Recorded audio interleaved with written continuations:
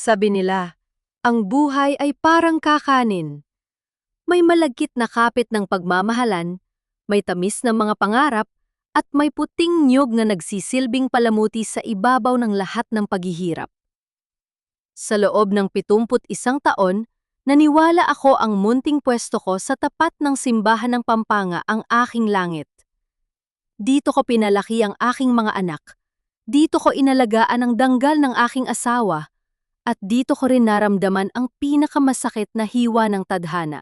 Bago ang lahat ng gulo, nagsimula ang umagang yon sa isang pangako. Linda, sa susunod na linggo, hindi mo na kailangang magising ng 3:00 ng madaling araw para magkayod ng niyog. Magpapahinga na tayo sa mansyong pangarap mo. Tapos na ang hirap natin, mahal. Iyan ang mga huling salitang binitiwan ni Ernesto habang hinahalikan niya ang nanginginig kong mga kamay bago ako umalis patungo sa misa. Ang tamis ng boses niya, tila ba asukal na natutunaw sa aking pandinig.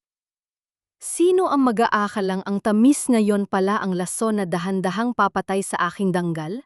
Nasa gitna ako ng pag-aayos ng aking mga tinda, ang mausok na bibingka at makukulay na sapin-sapin. Nang huminto ang isang itim na SUV sa tapat ng aking pwesto. Ang kina ng sasakyan ay sapat na para mabulag ang sinumang dukha sa barangay na ito. Bumukas ang pinto at bumaba ang isang babaeng tila ba galing sa ibang mundo. Bata pa siya, nasa 35 siguro. Suot ang mga alahas na kumikinang sa ilalim ng sikat ng araw. Lumapit siya sa akin. Ang bawat hakbang ng kanyang takong ay tila ba tunog ng martil, yun ang nagpapako sa aking kaba. Ikaw ba si Rosalinda Mercado? Tanong niya. Ang boses niya ay matalim, walang bahid ng galang para sa isang matandang katulad ko. Ako nga, Hija. Gusto mo bang bumili ng kakanin? Sagot ko, pilit na pinapanatili ang ngiti sa aking mga labi. Imbes na sumagot, isang mapang-uyam na tawa ang lumabas sa kanyang bibig. Inabot niya sa akin ang isang asul na folder. Hindi ako nandito para sa kakanin mang amoy usok. Nandito ako para kunin ang kabayaran sa mga taon na ako ang nag-alaga sa asawa mo sa Manila habang ikaw ay nagpapakapagod dito. Tumigil ang pagtibok ng mundo ko. Ang tray ng puto na hawak ko ay dahan-dahang nanginig hanggang sa malaglag ang bawat piraso sa alikabok. Ang puting niyog ay humalo sa dumi ng kalsada, gaya ng paghahalo ng aking danggal sa putik sa harap ng maraming taong kakatapos lang magmisa. Anong sinasabi mo? Pabulong kong tanong. Pakiramdam ko ay nawalan ako ng boses. Ang aking mga tuhod ay naging parang jelly, tila ba bibigay na sa anumang sandali. Basahin mo ang dokumentong yan, Linda. Yan ang deed of sale ng bahay niyo. Pinirmahan niya ni Ernesto bilang nating naloob sa lahat ng gastos ko sa pagpapagamot niya. In short, matanda, sa akin na ang bahay niyo. At ikaw? May 3 araw ka para mag-empake. Bawat salita niya ay tila isang sampal sa aking kulubot na pisingi. Ang lamig ng pawis ay dahan-dahang gumapang sa aking likod. Lumingon ako sa paligid. Ang mga kapitbahay, ang mga taong kilala ko sa loob ng ilang dekada, ay nagsimulang magbulungan. Ang hiya ay tila isang mabigat na kumot na bumalot sa akin. Diyos ko po, hindi ito maaari. Ernesto? Bakit? Sa gitna ng aking pagkataranta, nakita ko ang aking 2 anak na sina Dante at Bong na paparating. Akala ko ay darating sila para protektahan ako. Akala ko ay itataboy nila ang babaeng ito. Pero ang nakita ko ay ang mas masakit na katotohanan. Nay, sige na, pirmahan mo na rin ang confirmatory papers. Sabi ni Dante nang hindi man lang ako tinitingnan sa mata. Para rin naman ito sa atin. Matanda ka na, Nay. Mahirap na mag-alaga ng bahay. Hayaan mo na kay Vivian yan para matapos na ang natingian ni tatay. Dante, Bong, ang bahay na yon ay ang tanging mananyo. Hikbi ko. Ang bawat luha ay tila ba asido na sumusunog sa aking balat. Doon kayo lumaki. Doon natin itinayo ang buhay natin. Nay, huwag ka nang makulit. Masyado ka nang emosyonal. Singhali Bong habang pilit na kinukuha ang ballpen sa bulsa niya. Kailangan namin ng puhunan para sa negosyo. Ito lang ang paraan. Nararamdaman ko ang pagsisikip ng aking dibdib. Ang kawalan ng katarungan ay tila ba isang kamay na sumasakal sa aking leeg. Ang asawa kong pinagkatiwalaan ko, ang mga anak na pinalaki ko ng pawis at kakanin, silang lahat ay nagkakaisa para itapon ako sa basurahan dahil lang sa ako ay matanda na.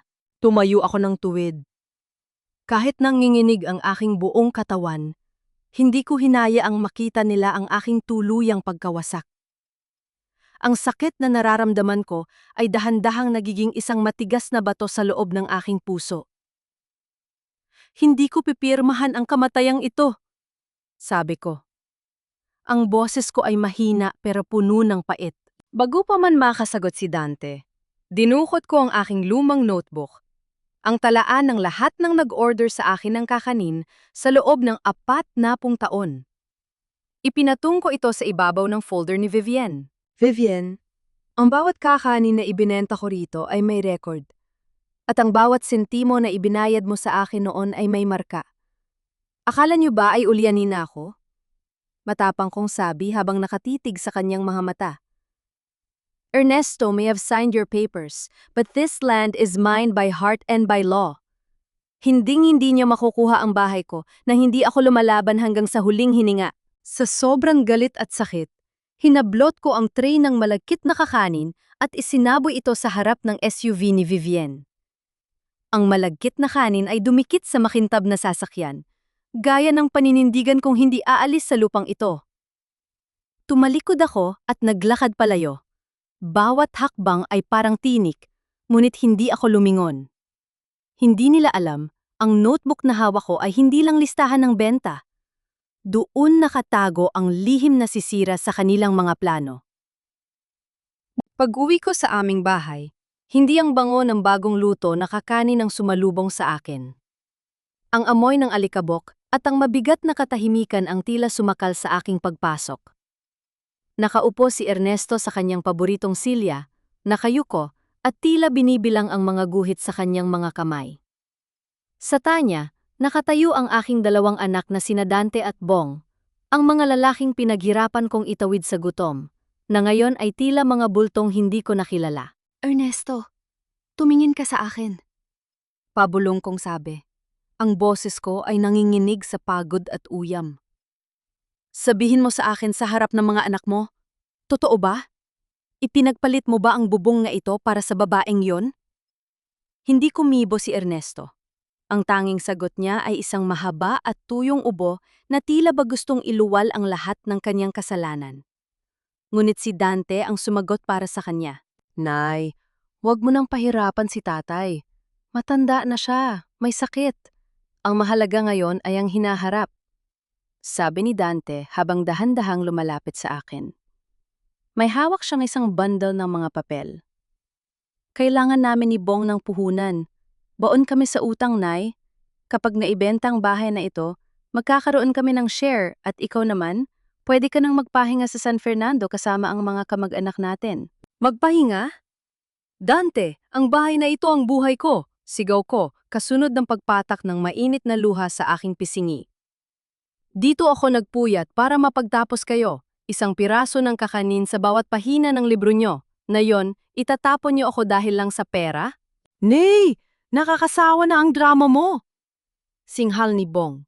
Ang bunso kong anak na dati ay hindi makatulog nang hindi ko hinahaplos ang ulo. Lahat tayo mahirap. Kung hindi natin ito ibebenta, kukunin din ito ng mga pinagkakautangan namin. Mas mabuti nang kay Vivienne mapunta kaysa sa mga estrangero. Lalo akong nanliit. Ang aking mga anak ay hindi na mga tao sa paningin ko, kundi mga linta na handang sipsipin ang huling patak ng dugo ng kanilang ina. Lumapit ako sa kanila. Bit-bit ang aking danggal. Hindi niyo ako mapipilit. Ang lupang ito ay nakapangalan sa akin bago ko pa nakilala ang ama niyo. Mana ito mula sa mga magulang ko. Matigas kong sabi. Sa isang iglap, nagbago ang anyo ni Dante. Ang kanyang mga mata ay nanlisik. Sa harap ng kanyang ama walang kibo, itinaas niya ang kanyang kamay. Isang malakas na sampal ang nagpabaling sa aking muka. Ang tunog ng palad niya sa aking pisngi ay tila ba pagguho ng buong mundo ko? Ang lasa ng dugo ay dahan-dahang gumapang sa aking bibig. Hindi ako sumigaw. Hindi ako umiyak ng malakas. Nanatili akong nakatitig sa kanya habang ang aking pisngi ay mag-iinit sa sakit. Naipasensya na, pero ikaw ang humihingi nito. Bulong ni Dante. Ang kanyang boses ay tila galing sa impyerno. Masyado ka ng makulit. Masyado ka ng matigas. Sinasabi na nga ng lahat na ulyanin ka na baka hindi mo na alam ang ginagawa mo. Anong ibig mo sabihin? Tanong ko habang dahan-dahang umaatras. Kinuha ni Dante ang kanyang cellphone at may diniyal na numero. Doc? Oho, si Dante ito. Tuloy tayo. Mukhang lumalala na ang kondisyon ni nanay. Nag-eskandalo na sa harap ng mga tao at nananakit na. Oho, kailangan na namin ng certification para sa mental fitness niya. Oho, bukas ng umaga. Ibinaba niya ang telepono at tumingin sa akin ng may malamig na ngiti. Pirmahan mo ang papel, Nay, o idedeklara ka naming baliw. Kapag nangyari yon, wala nang bisa ang anumang pirma mo sa lupa. Kami na ang magpapasya para sa'yo. Lapahawak ako sa pader para hindi matumba. Ang aking sariling anak, ang aking laman at dugo ay gagamit ng medisina at kasinungalingan para lamang itakwil ako sa sarili kong tahanan. Lumingon ako kay Ernesto. Umaasa na kahit sa huling pagkakataon ay magsalita siya. Pero ang asawa ko ay tumayo lang at dahan-dahang pumasok sa kwarto. Iniwan akong mag-isa sa harap ng dalawang halimaw na pinalaki ko. Matulog ka na, Nay, sabi ni Bong habang kinukuha ang susi ng pinto. Para may lakas ka bukas sa check-up mo. Huwag kang mag-alala. Gagawin namin itong for your own good. Nang ilock nila ang pinto mula sa labas, napaupo ako sa malamig na sahig. Niyakap ko ang aking lumang notebook na tila ba ito ang huling salbabida sa gitna ng malalim na dagat. Ang aking pisngi ay nangingitim na. Pero ang hapdi sa loob ng aking dibdib ay mas matindi. Inilabas ko ang aking ballpen at sa ilalim ng malamlam na ilaw, nagsimula akong magsulat. Hindi ito listahan ng kakanin. Ito ay listahan ng bawat kasinungalingang narinig ko sa gabing ito. Huling hininga ko na ito, bulong ko sa dilim. Pero hindi niyo ako mapapatahimik. Cliffhanger. Isagmahin ng katok ang narinig ko mula sa bintana ng kusina. Isang boses ng isang babae ang bumulong. Aling Linda, itapon mo ang notebook. Alam nila na may tinatago ka? Ang notebook na ito ang tanging saksi sa lahat. Kumikirot ang aking pisngi. Isang paalala ng hapdi na hindi lang sa balat nanunuot, kundi hanggang sa aking kaluluwa. Sa dilim ng aming kusina, dahan-dahan kong nilapitan ang bintana. Ang anino sa labas ay gumalaw. Namukhaan ko siya. Si Ising, ang anak ng aking kumare sa palengke na madalas kong bigyan ng libreng sapin-sapin noong bata pa siya. Aling Linda, itago niyo yan. Bulong ni Ising. Ang kanyang mga mata ay puno ng takot habang nakasandal sa rehas. Narinig ko po sina Dante kanina sa sari-sari store. Pinag-uusapan nila na kukunin daw nila ang notebook nyo dahil nandoon ang mga listahan ng utang at mga petsa na kailangan nila para sa bangko. Inabot sa akin ni Ising ang isang pirasong papel na gusot-gusot bago siya mabilis na naglakad palayo sa dilim. Binuksan ko ang papel sa ilalim ng malamlam na liwanag ng kalan. Isang resibo ito mula sa Black Onyx Lending, ang kumpanyang pag-aari ng pamilya ni Vivian. Ang petsa? Nung nakaraang buwan, ang araw na sinabi ni Ernesto na kailangan niya ng pampadoktor sa Manila, nakipag-unidagdag ng gastos, makakatutulong pa rin ang loan. Dahan-dahan kong binuksan ang aking lumang notebook. Ang mga pahina nito ay amoy banilya at usok ng kahoy. Hinanap ko ang petsang yon. Martes, 12 ng Mayo. Ang nakasulat sa notebook ko. Ernesto, biyahe pa Manila. Wala siyang dalang gamot pero kinuha ang luma kong pitaka. Sabi niya may appointment siya sa PGH. Pero may isa pang tala sa ilalim niyon. Isang maliit na detalye na isinulat ko habang nag-aabang ng mga suke. Nakita ko si Ernesto sa tapat ng barangay hall. kasama ang isang babaeng naka-SUV. Hindi siya pumunta sa Manila. Doon nagsimulang mabuo ang larawan sa isip ko. Hindi lang basta panluloko ang ginagawa nila. Ang bawat pag-alis ni Ernesto, ang bawat gamot na kailangan niyang bilhin, ay tumatama sa mga araw na naglalabas ang barangay ng Boy Turing, ang pera para sa mga lupang nadaanan ng bagong kalsada. Kinabukasan, hindi pa sumisikat ang araw nang bumukas ang pinto ng aking kwarto. Pumasok si Dante, suot ang kanyang barong na tila ba may mahalagang pupuntahan. Sa likod niya ay isang lalaking nakasalamin na may hawak na folder. "Nay, gising na. Heto si Dr. Ramos. Titenan lang niya ang kondisyon mo," sabi ni Dante. Ang kanyang boses ay malambing na ngayon, isang plastik na kabaitan na mas nakakasuka kaysa sa kanyang sampal kagabi. Tumingin ako sa doktor. Alam ko ang tingin na yan. Tingin ng isang taong nabayaran na para magsabi ng isang kasinungalingan. "Aling Linda, kamusta po ang pakiramdam nyo?" Tanong ng doktor. "Naalala nyo ba kung anong petsa ngayon? O kung anong kinain nyo kagabi?" Huminga ako ng malalim. Sa loob-loob ko, gusto kong isampal sa kanya ang lahat ng petsa mula noong panahon ng hapon, pero pinigilan ko ang sarili ko. Kung gusto nilang maglaro, ibibigay ko sa kanila ang palabas na gusto nila. Ano? Martes ba ngayon? Pagmamaang maangan ko, ang boses ko ay sadyang ginawa kong paos at lito. Inayos ko ang aking tapes nang may nanginginig na kamay.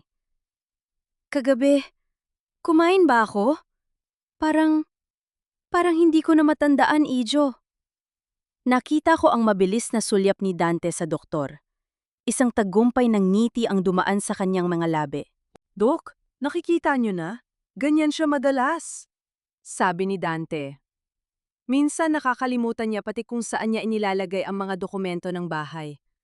Delikado po para sa isang matanda ang ganito. "I see. Significant cognitive decline." Anunsyo ng doktor habang nagsusulat sa kanyang folder. "Kailangan nating iproseso ang Certification of Mental Incapacity para magkaroon ng legal guardian ang mga ari-arian niya." Habang nagsusulat ang doktor, lumabas sandali si Dante para sumagot ng tawag. Naiwan kaming dalawa ni Ernesto sa sala. Nakaupo siya sa gilid, tila ba walang naririnig. Dahan-dahan akong lumapit sa kanya. "Ernesto!" bulong ko. Lumingon siya. Ang kanyang mga mata ay puno ng pag-aalinlangan. "Bakit mo ginagawa ito? Bakit mo hinahayaang saktan ako ng anak mo?" Magsasalita sana siya, pero biglang nag-vibrate ang kanyang cellphone sa ibabaw ng mesa. Hindi niya ito napansin dahil abala siya sa pag-iwas ng tingin. Sinamantala ko ang pagkakataon. Kinuha ko ang cellphone at mabilis na tiningnan ang huling message. Galing kay Vivienne. "Siguraduhin mong makuha ang pirma ni Linda sa bank waiver bago mag-lunch. Kung hindi, ilalabas ko ang record ng utang ni Dante sa mga kasama ko. Alam mong hindi sila marunong magpatawad." Nanlamig ang buong katawan ko. Hindi lang pala si Ernesto ang takot. Ang dalawa kong anak ay nakasangla na ang buhay sa pamilya ni Vivienne. Ibinaba ko ang phone bago pa lumingon si Ernesto. Ang puso ko ay tila tambol na mabilis ang tibok. Kailangan kong makaalis dito. Kailangan kong makarating kay Father Jose.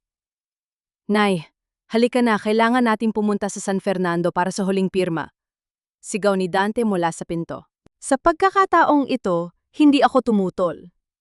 Sumunod ako sa kanila patungo sa sasakyan, bit-bit ang aking lumang notebook na nakatago sa loob ng aking duster. Habang umaandar ang sasakyan palayo sa aming bahay, nakita ko ang anino ni Vivian na nakatayo sa tapat ng aming gate, nakangiti ng matamis. Habang nasa biyahe kami, biglang huminto ang sasakyan sa gitna ng isang liblib na daan. May isa pang sasakyang nakaharang. Lumabas ang isang lalaking may dalang baseball bat at tinitigan kaming lahat sa loob. Ang notebook sa loob ng duster ko ay tila bumibigat. Ang huling armas na hawak ko laban sa mga halimaw na pinalaki ko. Nanginginig ang mga kamay ni Dante habang nakakapit sa manibela. Ang lalaking may hawak ng baseball bat sa labas ay hindi gumagalaw.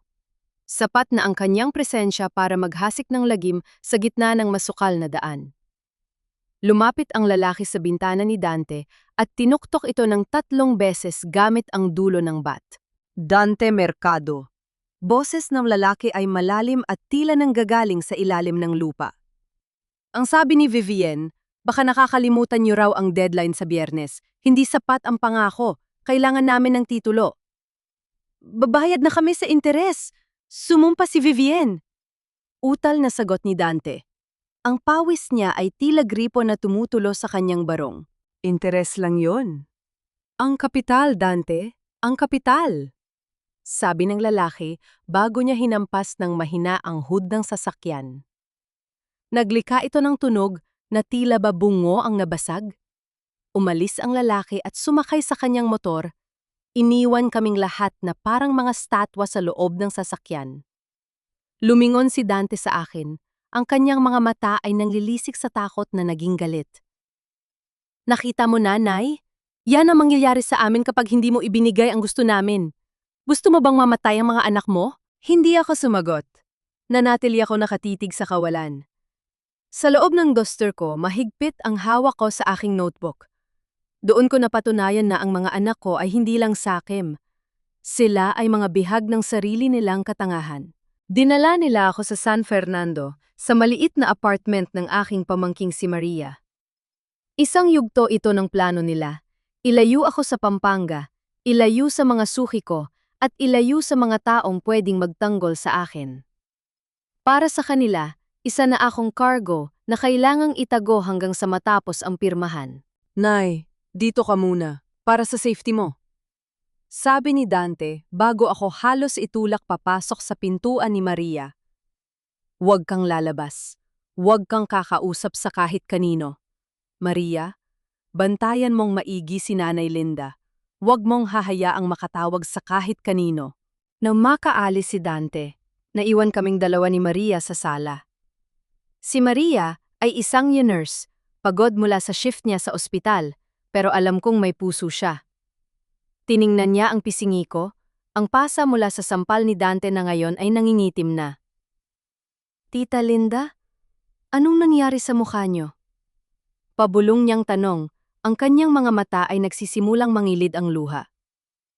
Wala ito, Maria. Isang paalala lang ito mula sa panganay ko. Sabi ko nang may pait sa boses. Hindi ako umiyak. Wala nang natitirang luha sa mga mata ko. Puro na lang tuyong asin ng pait. Inilabas ko ang notebook ko at ang ilang tableta ng gamot na nakuha ko sa bulsa ni Ernesto bago kami umalis ng bahay. Ang mga gamot na yon ang ibinibigay ni Dante kay Ernesto tuwing umaga at gabi. Maria, kailangan ko ang tulong mo. Sabi ko habang inilalagay ang mga puting tableta sa lamesa. Suriin mo ito? Sabi ni Dante, bitamina ito para sa memorya ni Ernesto at para sa akin. Pero napapansin ko, sa tuwing umiinom si Ernesto, tila ba nawawala siya sa sarili? Nagiging laging tulog, laging lito. Kinuha ni Maria ang mga tableta. Sinuri niya ang marka, ang texture, at ang amoy. Kumuha siya ng kanyang medical kit at tiningnan ang kanyang cellphone para i-verify ang drug code. Habang naghihintay ako, ang katahimikan sa apartment ay tila ba bumibigat. Ang tanging naririnig ay ang mabilis na tibok ng puso ko. Tita Linda! Boses ni Maria ay nanginginig. Ang kanyang mukha ay nawalan ng kulay. Saan niya nakuha ito? Sa gamot ni Ernesto. Bakit, Maria? Hindi ito bitamina, tita. Ito ay isang matapang na sedative at antipsychotic drug na ibinibigay lang sa mga pasyenteng may malalang aggression sa mental hospital. At ang dosage, napahawak si Maria sa kanyang ito ay triple sa normal na dose. Tita, nilalaso nila ang isip ni Tatay Ernesto, at kung pinapainom din nila kayo nito, ibig sabihin ay sadyang nilalabo nila ang inyong memory, para magmukha kayong ulyanin sa harap ng abogado. Nanlamig ang buong katawan ko. Ang lason ay hindi lang nasa mga salita nila. Nasa mga kamay na rin pala nila ang pumatay sa aming kaisipan. Gusto nilang maging mga buhay na bangkay kami ni Ernesto para makuha ang gusto nila. Maria, sabi ko, hinawakan ko ang kanyang kamay ng may matinding higpit. May 3 araw pa ako bago ang mediation sa barangay. Kailangan nating itigil ang pag-inom ni Ernesto ng lason na ito. At kailangan nating kumuha ng tunay na ebidensya ng sanity ko. Pero tita, delikado. Kapag nalaman ni Kuya Dante, mas delikado ang manahimik, Maria. Pinatay na nila ang danggal ko. Hindi ko hahayaang patayin din nila ang buhay namin. Sa gitna ng aming pag-uusap, biglang tumunog ang telepono sa sala. Ang landline. Nagkatinginan kami ni Maria. Dahan-dahan niyang sinagot ang tawag at ini-loudspeaker ito. Ang boses sa kabilang linya ay hindi kay Dante. Ito ay boses ni Vivienne. Maria, sigurado akong nakikinig ang tita Linda mo. Sabi ni Vivian, ang boses niya ay puno ng kayabangan. Linda, alam mo bang habang nasa San Fernando ka, dinala na ng mga tauhan ko ang mga gamit niyo sa labas ng bahay? Ang pwesto mo ng kakanin? Wala na rin. Sinunog ko na ang mga gamit mo doon. You have nothing left but that stupid notebook. Be a good girl. Sign the papers on Friday and I'll give you enough money for a cheap nursing home.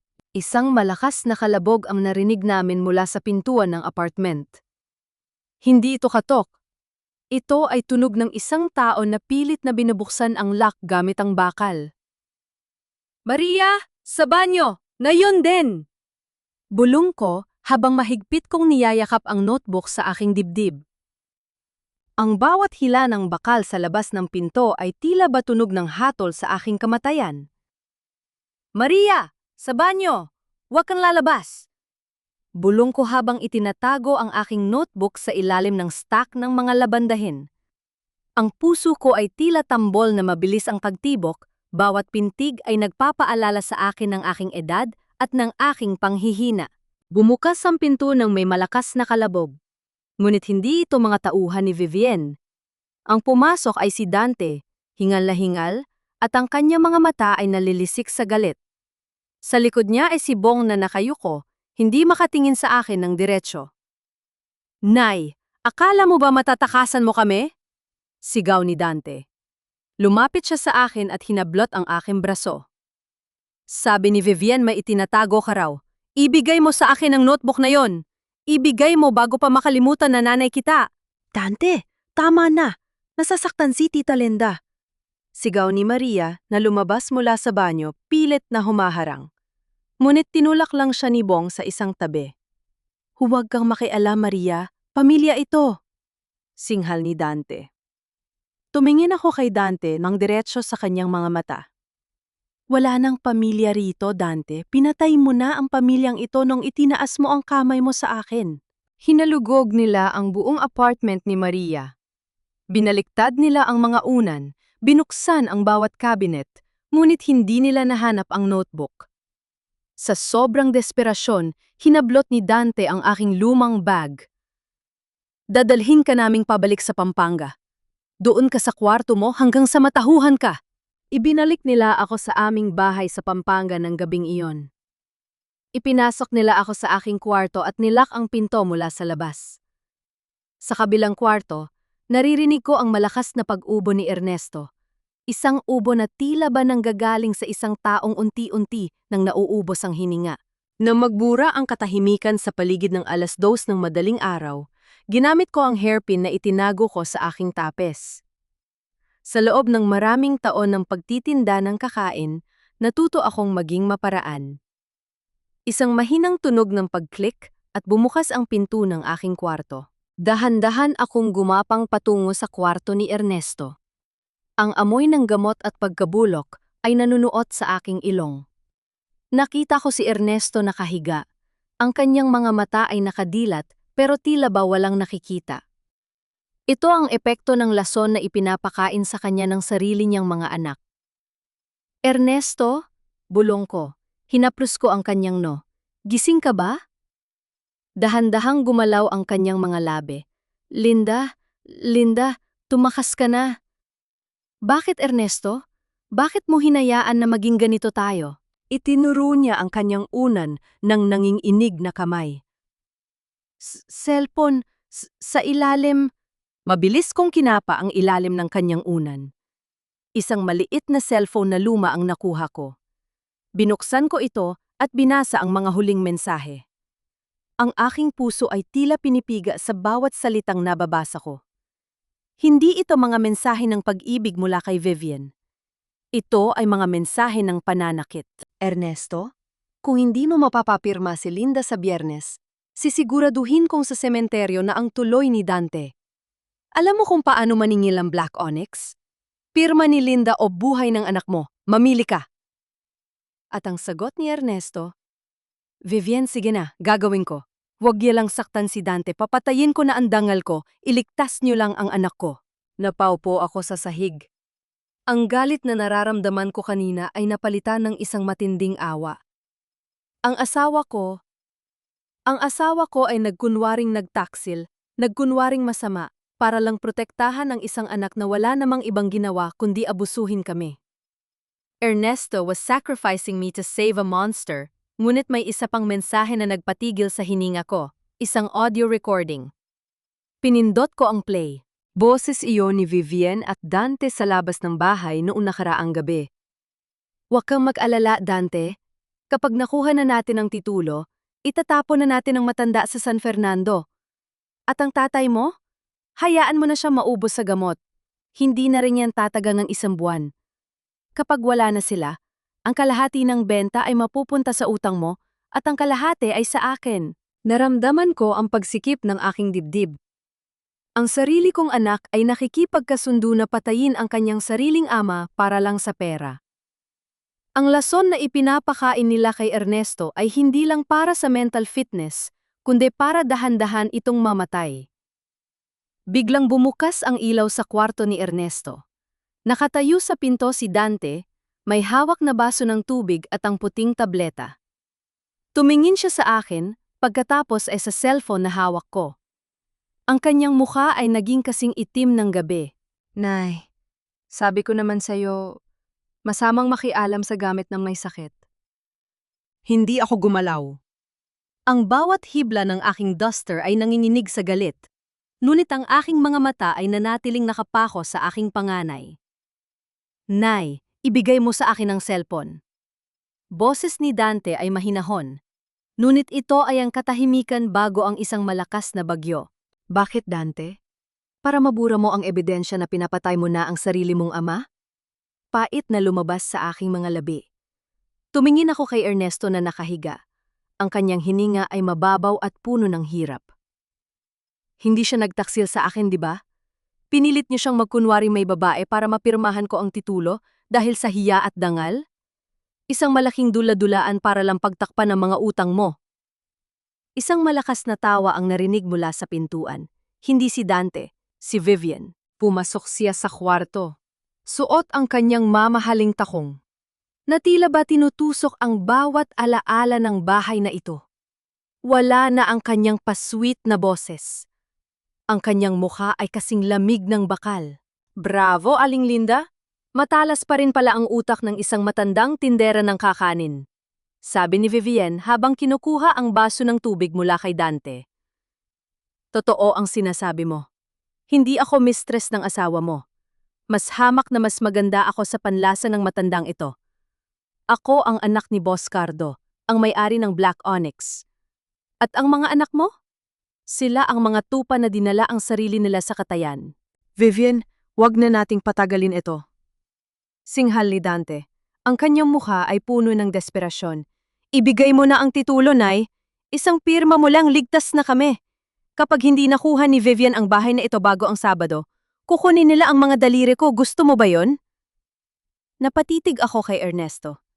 Dahan-dahang tumulo ang luha mula sa kanyang mga mata. Linda, patawad. Akala ko maililigtas ko sila. Dun ko naramdaman ang pinakamabigat na dagok. Ang asawa ko ay hindi nagtaksil dahil sa laman, kundi dahil sa bulag na pagmamahal sa mga anak naming walang utang na loob. Pinili niyang magmukhang masama. Pinili niyang saktan ang puso ko para lang protektahan ang mga anak naming matagal ng bulok ang kaluluwa. At ang mga anak ko? Alam nilang nilalason ang ama nila at handa silang itapon ako sa lansangan para lang sa kanilang sariling kaligtasan. Kayo ang mga lapastangan. Sabi ko, ang boses ko ay hindi na nanininig. Ang bahay na ito ay itinayo sa bawat piraso ng kakanin na ibinenta ko sa loob ng 40 taon. Ang bawat simento nito ay may pawis ko. At akala nyo ay ibibigay ko ito sa isang kumpanya ng mga magnanakaw? Nay! Wala ka nang magagawa! Sigaw ni Dante.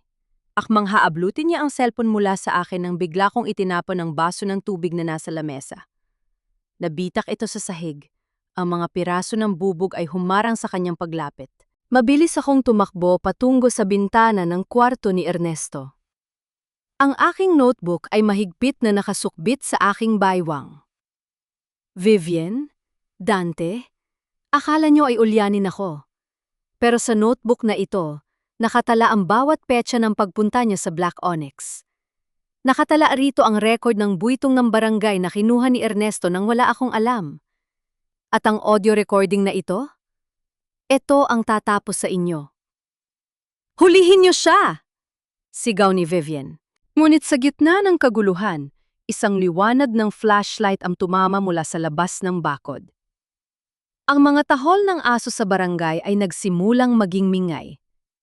Aling Linda! Dito po! Boses yon ni Maria at ng ilang mga lalaki mula sa barangay Tanod.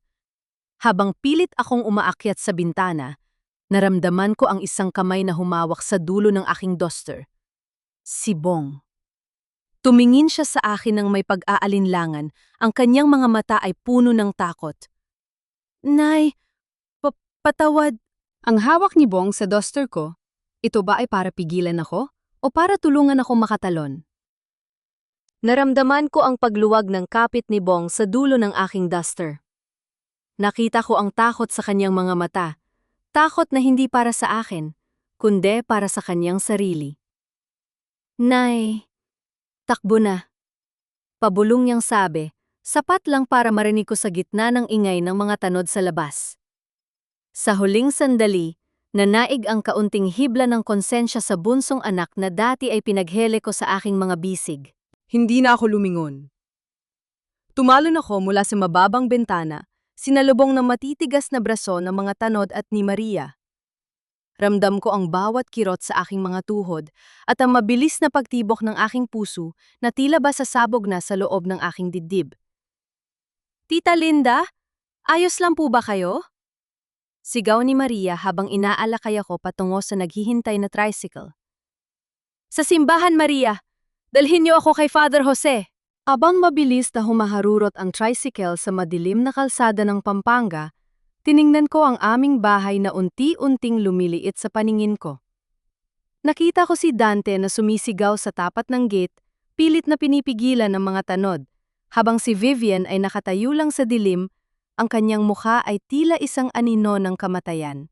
Pagdating namin sa simbahan, ang amoy ng insenso at ang lamig ng lumang bato ang sumalubong sa akin. Ito ang aking kanlungan sa loob ng 7 dekada.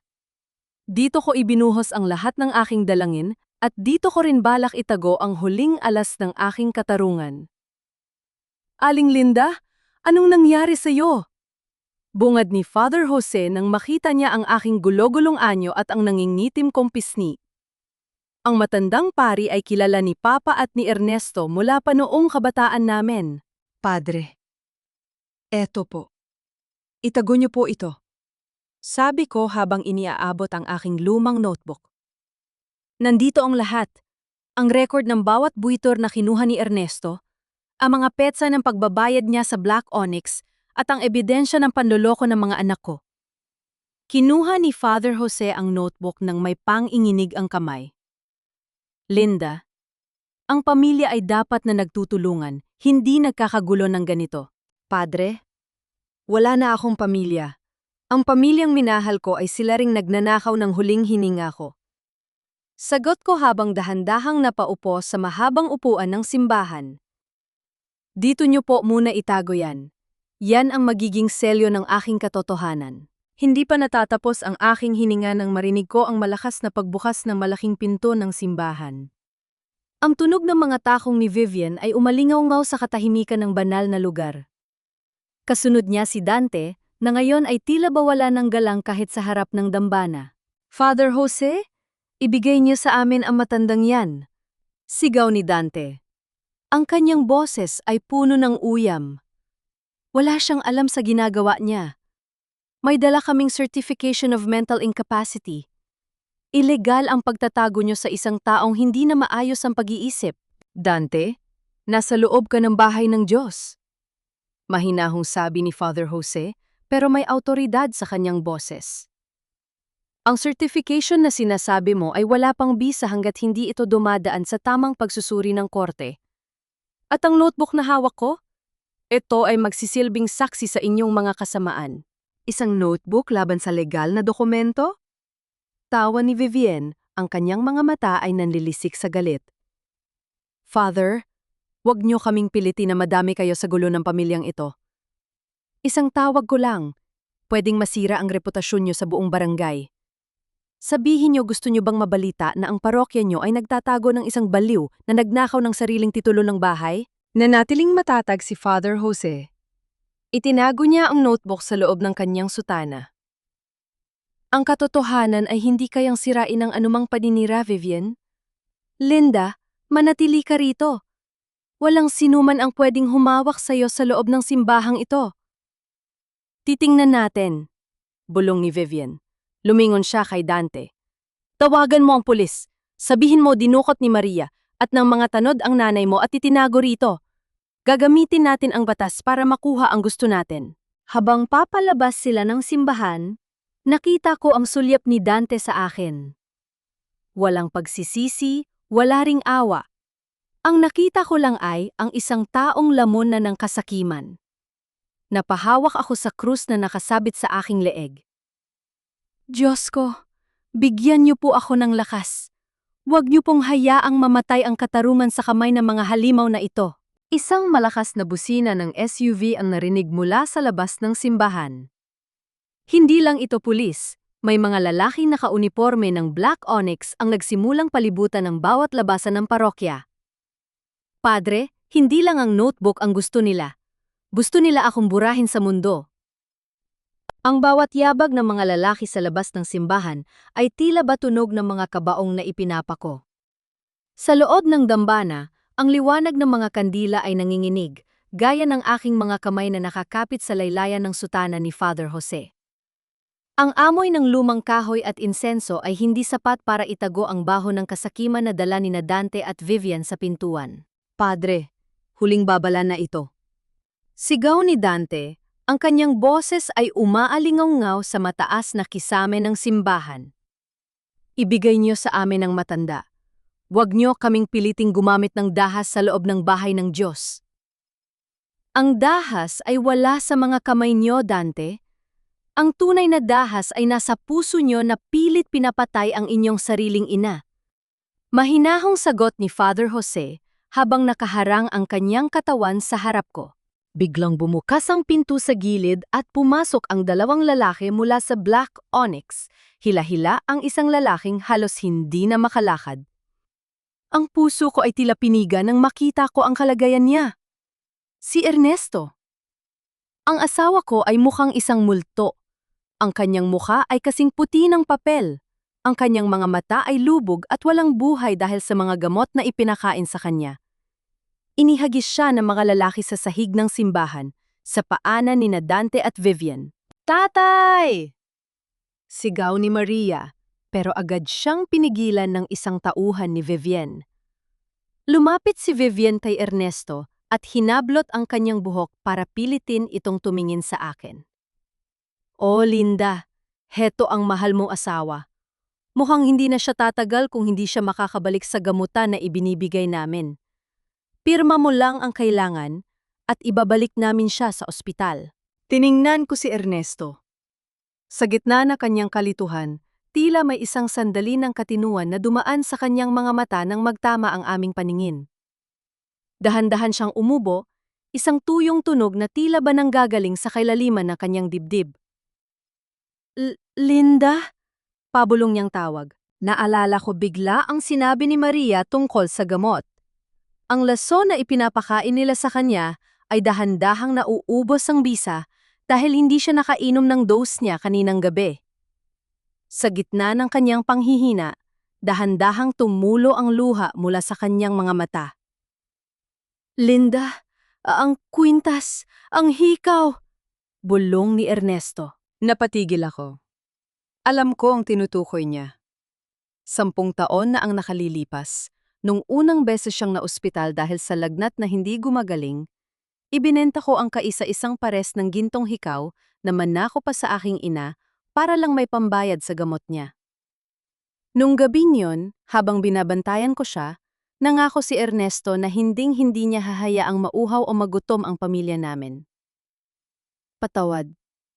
Mahal ko sila. Pero pinatay nila tayo. Hikbi ni Ernesto. Ang maskara ng pagiging taksil na asawa ay tuluyan ng gumuho. Sa harap ng dambana, nakita ng lahat ang isang amang duwag pero puno ng pagsisisi. Isog lalaking nabulag ng pagmamahal sa mga anak hanggang sa maging instrumento siya ng sarili nilang kasamaan. Inilabas ni Dante ang titulo ng bahay at isang ballpen. Tay, pirmahan mo na ito. Sabihin mo kay nanay na kailangan na nating tapusin ito. Para sa amin, di ba? Para sa amin. Tumingin si Ernesto kay Dante. Sa unang pagkakataon, nakita ko ang galit sa mukha ng asawa ko. Dante, hindi ko na kayo kilala. Dahil sa galit, sinampal ni Dante ang sarili niyang ama sa harap ng altar. Ang tunog ng palad niya sa pisngi ni Ernesto ay tila isang kidlat na tumama sa gitna ng katahimikan. Walang hiya ka! Sigaw ko. Sa hindi inaasahang lakas, tumakbo ako patungo kay Ernesto at niyakap siya. Dante? Bong? Hindi na kayo mga tao. Kayo ang tunay na mga lason sa pamilyang ito. Tapusin na ito, sigaw ni Vivian sa kanyang mga tauhan. Kunin ang notebook sa pare at kunin ang pirma ng matanda sa ayaw at sa gusto nila. Nagsimulang lumapit ang mga lalaki. Ngunit bago pa sila makahakbang ng malapit, isang malakas na tunog ng kampana ng simbahan ang umalingaw-ngaw. Hindi ito ang regular na tunog. Ito ay ang tunog ng babala. Mula sa labas, narinig ang ingay ng maraming tao. Ang mga tindera sa palengke, ang mga suki ko ng kakanin at ang matarbahay sa barangay ay nagsisigawan habang bitbit ang kanilang mga sulo at gamit sa pagluluto.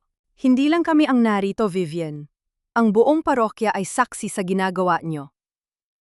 Ang bawat kalampag ng kampana ay tila naging hudyat ng paggising ng buong parokya. Sa labas ng pintuan ng simbahan, ang mga tindera ng kandila, ang mga kasamahan ko sa pagtitinda ng sapin-sapin at maging ang mga tricycle driver na suki ng aking bibingka ay nagsilbing pader na naghihiwalay sa amin mula sa mga tauhan ng Black Onyx. Hindi ito basta gulo. Ito ay pagpapakita ng bayanihan ng mga maliliit na tao laban sa mga mapang-api. Umalis na kayo rito! Hindi nyo pwedeng syaktan ang aming kasamahan sa harap ng Diyos! Sigaw ni Aling Petra, ang matandang tindera ng Sampaguita. Bit-bit niya ang kanyang basket na tila ba ito ay isang kalasag. Dahil sa takot na mauwi sa malaking eskandalo at mapansin ng mga pulis na rumurunda, walang nagawa si Vivian, kundi ang sumakay sa kanyang SUV. Dante, Bong, umalis na tayo. Sa barangay hall tayo magkikita-kita bukas ng 8:00 ng umaga. Siguraduhin nyo lang na dala nyo ang pirma. Kung hindi, alam nyo na ang mangyayari. Banta niya bago mabilis na pinaharurot ang sasakyan. Naiwan kaming magkakasama sa loob ng simbahan. Dahan-dahan kong inalalayan si Ernesto na makaupo. Ang kanyang mga mata ay unti-unti nang bumabalik sa dating sigla, bagamat pagod na pagod. Linda, papatawad. Muling bulong niya habang nakahawak sa aking kulubot na kamay. Akala ko, kapag sumunod ako sa kanila, hindi ka nila sasaktan. Akala ko, kapag nakuha nila ang gusto nila, magiging maayos na ang lahat para sa ating mga anak. Ernesto, ang kapayapaan na itinayo sa kasinungalingan ay hindi kailanman magiging totoo. Sagot ko. Ngunit huwag kang mag-alala. Bukas tatapusin natin ang lahat ng ito. Dinala namin si Ernesto sa isang tago at ligtas na silid sa loob ng parokya sa tulon ni Maria. Sa loob ng magdamag, hindi ako natulog. Habang binabantayan ni Maria ang pagditok sa katawan ni Ernesto mula sa mga sedative na ipinakain sa kanya, Inihanda ko ang aking armas. Isinuot ko ang aking pinakamalinis na blouse, ang aking duster na walang bahid ng dumi, at ang aking lumang salamin. Sa harap ng salamin, Nakita ko ang isang babaeng 71 taong gulang na hindi natakot mamatay para sa kanyang danggal. Maria, handa na ba ang mga medical records na nakuha mo mula sa ospital? Tanong ko. Opo, Tita Linda, nandito rin ang listahan ng mga sangkap ng gamot na ipinapakain nila kay Tatay Ernesto. At nakuha ko rin ang video recording kanina sa loob ng bahay bago niyo itapon ang baso. Sagot ni Maria, ang kanyang boses ay puno ng determinasyon. Sumapit ang umaga ng Biyernes. Sumakay kami sa isang lumang jeepney kasama ang ilang mga kapitbahay na nagboluntaryong sumama bilang saksi. Habang binabaybay namin ang kalsada patungo sa barangay hall, nakita ko ang mga banner ng fiesta na nakasabit sa mga post. Isang malaking selebrasyon dapat ang nagaganap, pero ang puso ko ay nakatuon sa isang mas mahalagang laban. Pagdating namin sa barangay hall, naroon na si Dante at si Bong kasama si Vivian at ang kanilang abogado. Ang kanilang mga mukha ay puno ng kumpiyansa. Si Kapitan, ang pinuno ng aming barangay, ay nakaupo sa gitna, may hawak na mga dokumento. Aling Linda, narito tayo para pag-usapan ang reklamo ng iyong mga anak at ni Miss Vivian tungkol sa pagmamay-ari ng inyong lupa. Simula ni Kapitan. May dala silang Certification of Mental Incapacity na nagsasabing hindi mo na kayang magpasya para sa iyong sarili dahil sa iyong edad at kondisyon. Kapitan, bago ang lahat may nais muna kaming ipakita. Pagharang ni Dante. May iniabot siyang isang selyadong envelope. Heto ang isang sulat mula sa isang psychiatric clinic sa Manila. Nagpapatunay ito na si Nanay Linda ay may history na ng mental instability simula pa noong bata siya. At ang pagtitinda niya ng kakanin ay bahagi lang ng kanyang delusyon para makalimutan ang kanyang sakit. Napaatras ako ng bahagya. Isang kasinungalingan na naman. Pinagmuhan nilang sira-sira ang buong buhay ko para lang mabura ang halaga ng aking notebook. Ang mga bulong-bulungan sa loob ng silid ay nagsimulang maging maingay. Ang tingin ng mga tao ay napunta sa akin, mga tinging puno ng awa at pagdududa. Kukunin na sana ni Kapitan ang sulat para basahin nang biglang pumasok si Father Jose sa pintuan, bit-bit ang isang lumang sako ng harina na puno ng mga dokumento.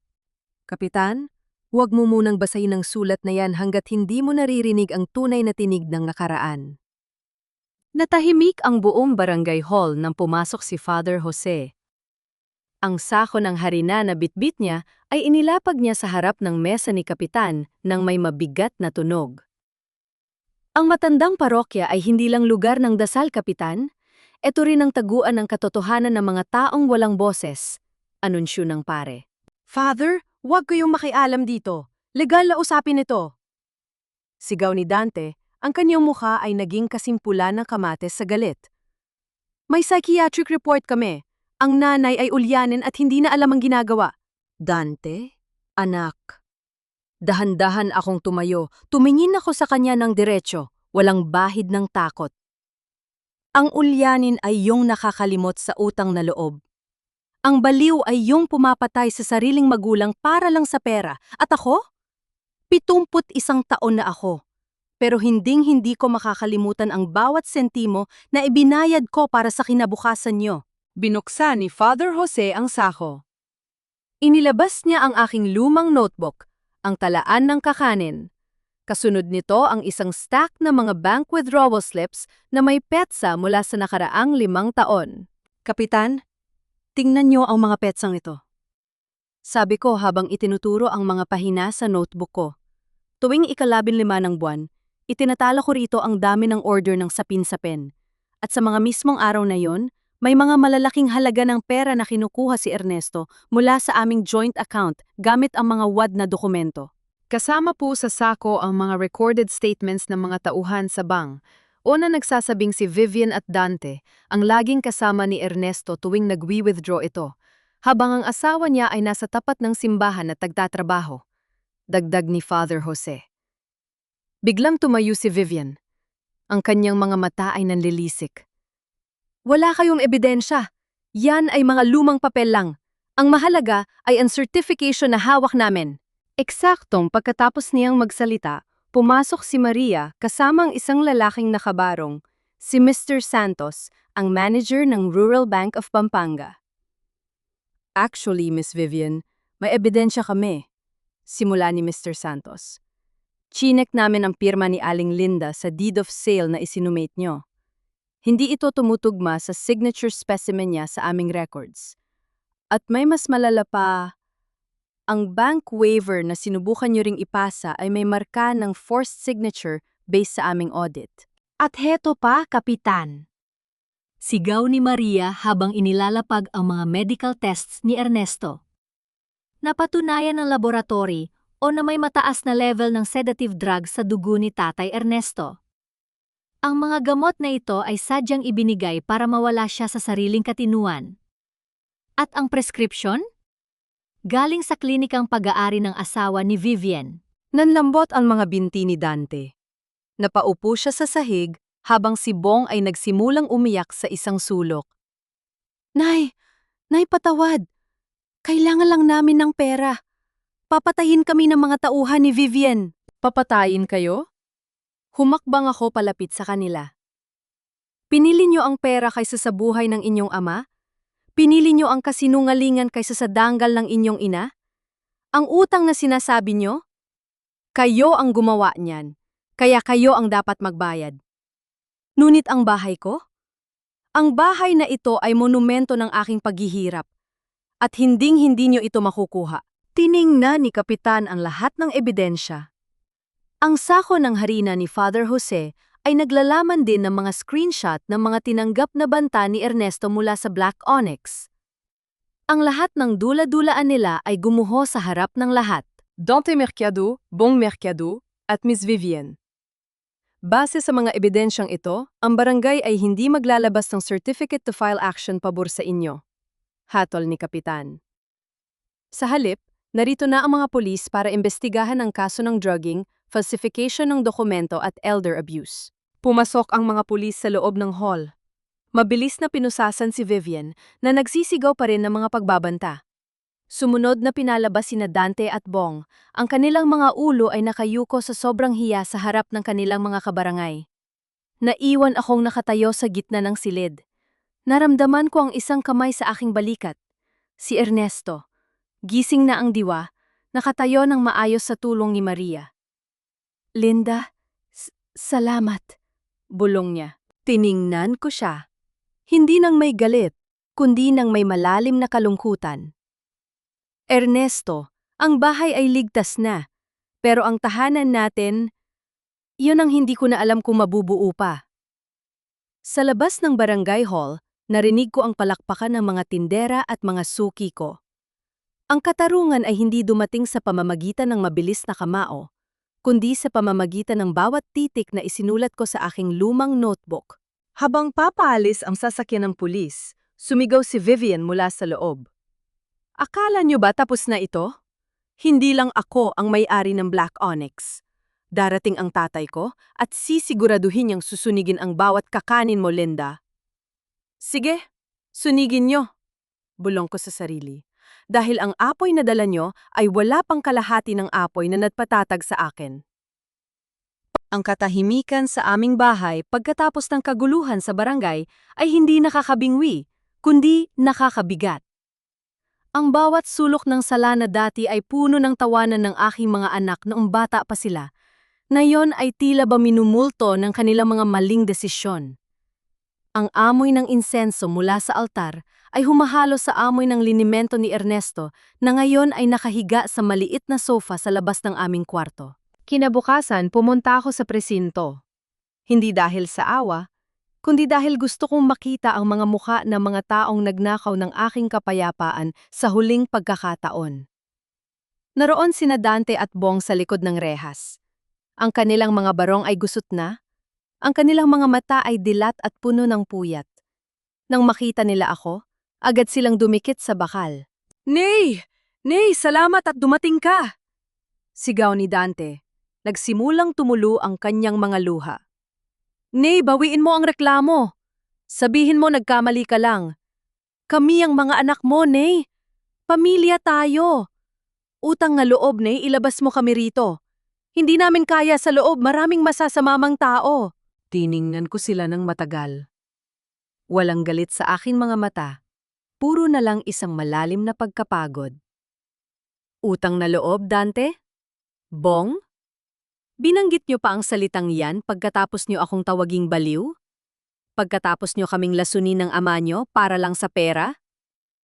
Nay, nagipit lang kami. Si Vivian ang may kasalanan. Hikbi ni Bong. Pinilit niya kami. Pinilit kayo diyari sa sarili niyang luho at katangahan. Sabi ko ng may matigas na boses. Ang pamilya ay hindi isang lisensya para manakit. Ang pagiging anak ay hindi isang excuse para magnakaw. Binayaran ko na ang utang na loob ko sa inyo noong pinalaki ko kayo ng maayos sa kabila ng hirap. Ang gatas at dugo na ibinigay ko sa inyo noon, sapat na yon. Ngayon, panahon na para bayaran niyo ang sarili niyang mga utang sa batas. Nay! Wag, Nay! Sigaw nila habang tumatalikod ako. Ngunit hindi na ako lumingon. Ang kanilang mga boses ay tila ba mga daying sa gitna ng palengke. Maingay pero wala nang halaga sa akin. Sa labas ng presinto, sinalubong ako ng isang mamahaling itim na sasakyan. Bumaba ang isang matandang lalaki na may hawak na gintong tungkod, si Boss Cardo, ang ama ni Vivian, ang tunay na pinuno ng Black Onyx. Aling Linda? Bungad niya. Ang kanyang boses ay tila ba kuskos ng sandpaper. Matalino ka nga, pero alam mo, ang mga dokumento sa notebook mo ay hindi sapat para itumba ang buong operasyon ko. Isang tawag ko lang. Pwedeng masunog ang pwesto mo sa palengke na yung gabi. Hindi ako kumurap. Inilabas ko ang isang lumang sobre mula sa aking bag. Isang sobre, ang ibinigay sa akin ni Father Jose bago ako pumunta rito. Boss Cardo, hindi lang ang utang ng mga anak ko ang nasa notebook ko. Sabi ko nang may malamig na ngiti. Sa loob ng 40 taon, lahat ng lumalapit sa akin para mag-order ng kakanin ay nagkukwento. Alam ko kung sino-sino mga opisyal ng gobyerno ang tumatanggak ng lagay mula sa inyo tuwing fiesta. Alam ko kung saan nyo itinatago ang mga collateral na titulo na nakuha nyo ng ilegal. Ang notebook na yon ay hindi lang talaan ng kakanin. Ito ay talaan ng bawat kasalanan nyo sa barangay na ito. Nanigas ang mukha ni Boss Cardo. Ang kanyang gintong tungkod ay tila ba naging mabigat sa kanyang kamay?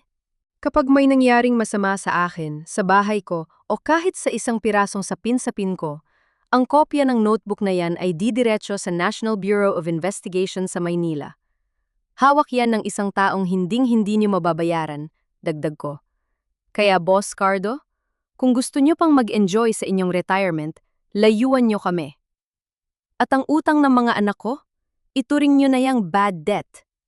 Dahil hinding-hindi nila yan babayaran gamit ang dugo ko. Wala nang nagawa ang matandang halimaw kundi ang sumakay muli sa kanyang sasakyan at humarurot palayo. Sa gitna ng kalsada, huminga ako ng malalim.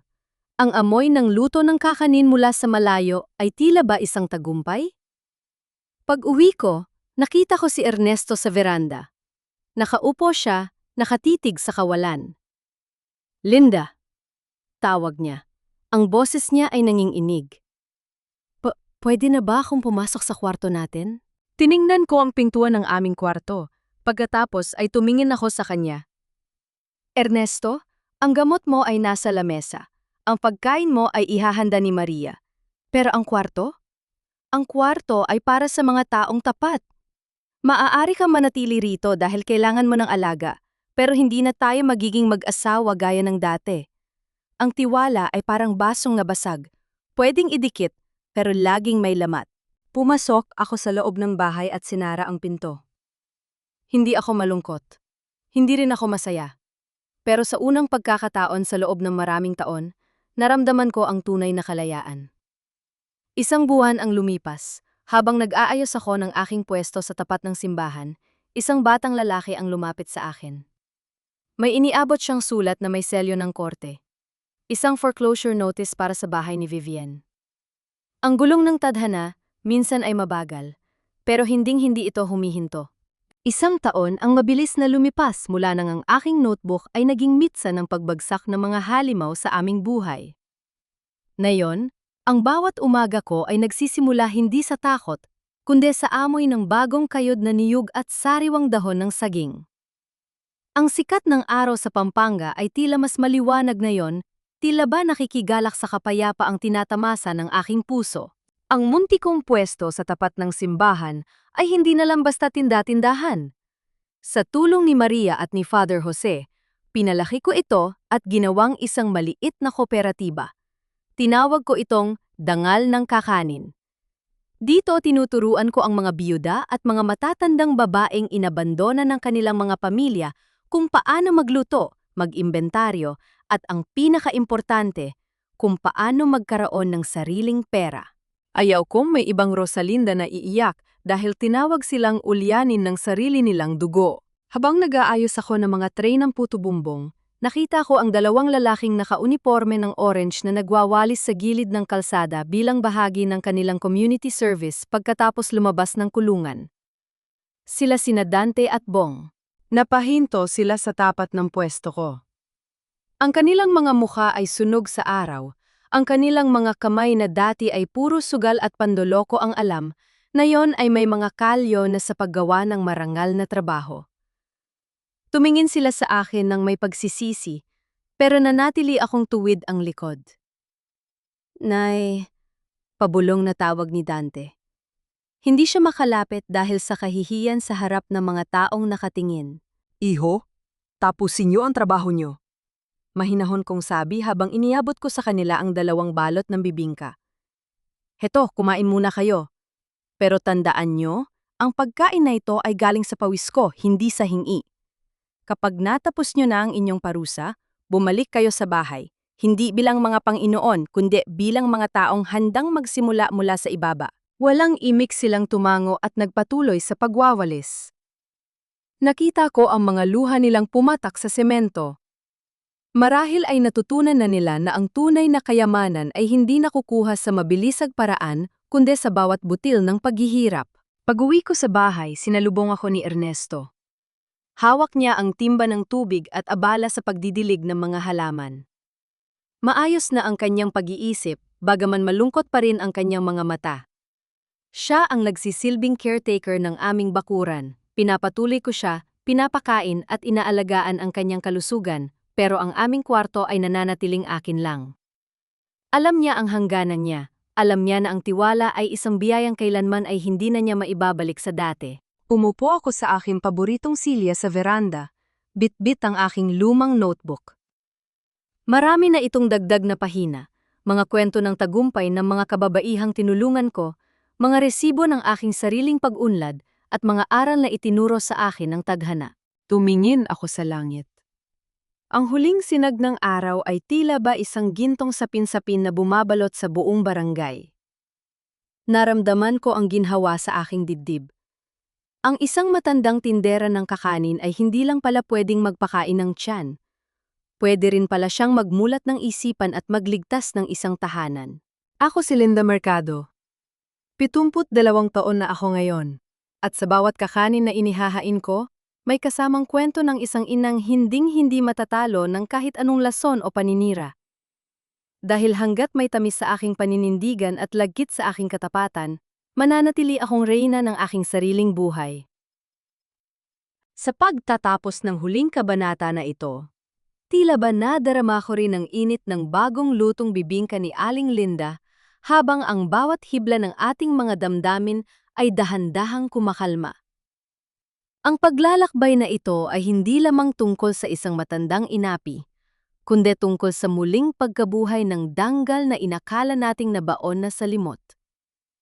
Mga mahal kong tagapakinig, maraming salamat sa inyong pananatili hanggang sa huling sandaling ito.